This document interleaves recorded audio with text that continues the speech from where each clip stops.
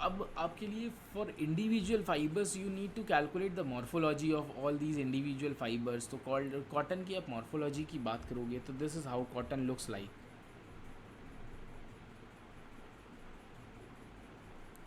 Cotton की morphology में if you will calculate तो कॉटन की morphology this is a cellulosic fibre और इस ये this is 70% crystalline and 30% amorphous.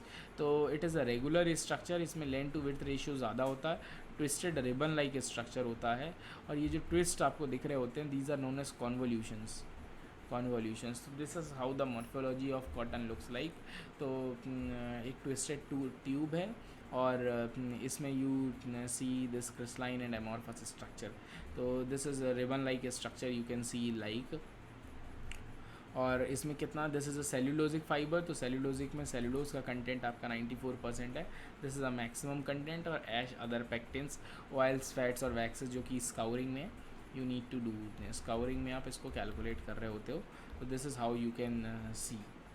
अब इसमें जो स्ट्रक्चर्स हैं एक एक स्ट्रक्चर आपके लिए इंपॉर्टेंट हो जाता है कि जैसे आप क्यूटिकल की बात करोगे तो what do cuticle do. Cuticle क्या होता है, इसमें आउटर वैक्सी लेयर है, आउटर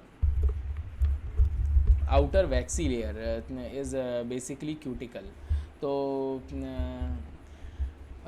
दिस इज़ क्यूटिकल, इसमें पेक्टिन और प्रोटीनेशियस सब्सटेंस भी है, स्मूथ वाटर रेजिस्टेंट कोटिंग भी रहती है और केमिकल और अदर डिग्रेडिंग एजेंट्स भी हैं उसमें।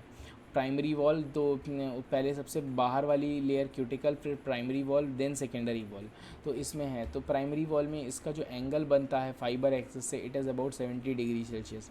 This is important for you to remember.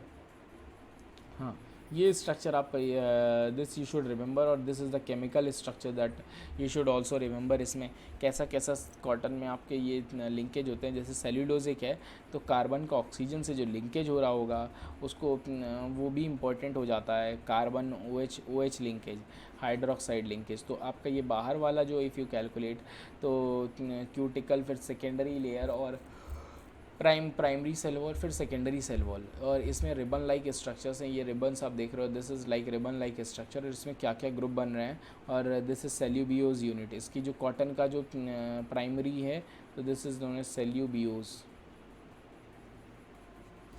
तो this is how these things are important. और सेकेंडरी सेल वॉल है, सेकेंडरी सेल वॉल में 20 to 30 डिग्री का एंगल बन रहा होता है।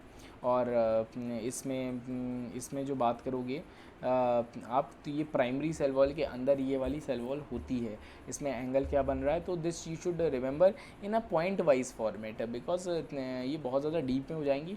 तो आपको ये याद रहना चाहिए कितना एंगल बन रहा है और क्या कैसे कैसे उसकी पोजीशनिंग होती है। आपके वो बाहर आउटर वैक्सी लेयर होगी जिसमें वैक्स और पेक्टेंस क्या होता है, पेक्टेंस इज़ अ काइंड ऑफ पेक्टेंस और वैक्स जो प्रेजेंट होते हैं, जो आप जिसको आप स्काउरिंग में रिमूव करते हो आप ऑयल फैट्स और वैक्सेस को। तो ये चीज़ें हैं। Lumen is a hollow cavity, lumen एक हॉलो कैविटी होती है, ये किडनी शेप का हो रहा होता है, किडनी शेप का आपको दिखता है क्रॉस सेक्शनल स्ट्रक्चर किसका, कॉटन का।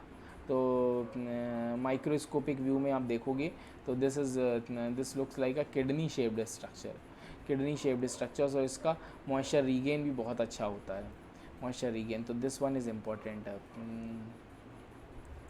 Is a single elongated ribbon like structure, ribbon like structure होता है, लॉन्गिट्यूडनल स्ट्रक्चर और क्रॉस सेक्शनल होता है आपका किडनी शेप्ड स्ट्रक्चर। तो ये आपको इसमें याद करना पड़ेगा। हाँ, अब फिज़िकल प्रॉपर्टीज़ की बात करते हैं तो इसकी स्ट्रेंथ कैसी होती है। दिस इज़ स्ट्रॉन्ग होता है, क्यों, क्योंकि इसमें जो बॉन्डिंग होती है, बॉन्डिंग इज़ स्ट्रॉन्ग, क्योंकि कार्बन ऑक्सीजन हाइड्रोजन ये आपकी बॉन्ड जो बन रहे होते हैं, कार्बन ऑक्सीजन हाइड्रोजन है। तो इसमें आपके कोवेलेंट बॉन्ड्स, इलेक्ट्रोवेलेंट बॉन्ड्स, आप इस तरीके से आप कैलकुलेशन कर रहे होगे।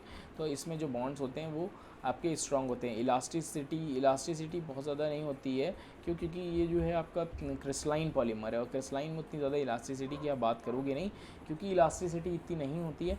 That is why these becomes wrinkle और उसमें क्रीज फॉर्मेशन के प्रॉपर्टीज़ हो जाती है। तो ये मॉइस्चर रीगेन प्रॉपर्टीज़ 8.5% के आसपास होती है, अब्जॉर्बेंसी अच्छी है और हीट एनर्जी भी दे कंडक्ट। ड्रेपेबिलिटी क्या होता है, ड्रेपेबिलिटी इज़ द कि आप ड्रेपेबिलिटी मीन्स कितना वो झूल रहा है, उसको हम ड्रेपेबिलिटी की कैटेगरी में ला रहे होते हैं। तो इसमें आप इसमें बात करोगे, ड्रेपेबिलिटी इतनी ज़्यादा अच्छी नहीं होती है। केमिकल प्रॉपर्टीज़ में अगर आप कैलकुलेशन करोगे तो केमिकल प्रॉपर्टीज़ में एसिड में क्या इम्पैक्ट हो रहा है, अल्कलीज में क्या हो रहा है। एसिड जो हैं H2SO4 वो कॉटन को डिस्ट्रॉय कर देता है पूरी तरीके से, तो कॉटन सस्टेन नहीं कर पाएगा। क्यों? क्योंकि इसमें जो है सेल्यूलोज स्ट्रक्चर होता है, सेल्यूलोजिक स्ट्रक्चर है। सेल्यूलोजिक स्ट्रक्चर जब एसिड के कांटेक्ट में आएगा पूरी तरीके से उसको डिकम्पोज कर जाएगा, it means it will dissolve, H2SO4 will dissolve this cellulosic content, तो वो नहीं हो पाएगा। NaOH में ये स्वेल कर जाता है, कौन? कॉटन। तो आपको ये चीज़ इंपॉर्टेंट है कि स्ट्रॉन्ग एसिड्स तो वो डिस्ट्रॉय कर देंगे, और NaOH में जो है अब एसिड में वो बेस में बात करोगे तो वो जो है उस तरीके से वो चीज़ कर देंगे। ये चीज़ें आपके लिए इंपॉर्टेंट है कि क्या शेप है, क्या साइज़ है, कितनी डायमेंशनल स्टेबिलिटी है, कैसे आप निकालोगे इसको। तो आप सोडा ऐश में ये स्वेल कर जाता है, कॉस्टिक सोडा में स्वेल करता है, नाइट्रिक एसिड में ये डिज़ोल्व कर जाता, सल्फ्यूरिक एसिड में डिज़ोल्व कर जाता है, जैसे कि बताया कि इस तरीके से किस तरीके से बर्न होता है। तो burn with a grey ash, burning paper like smell होती है। लॉन्गिट्यूडनल स्ट्रक्चर इस तरीके से होता है, और cross sectional structure kidney shape होता है स्ट्रक्चर।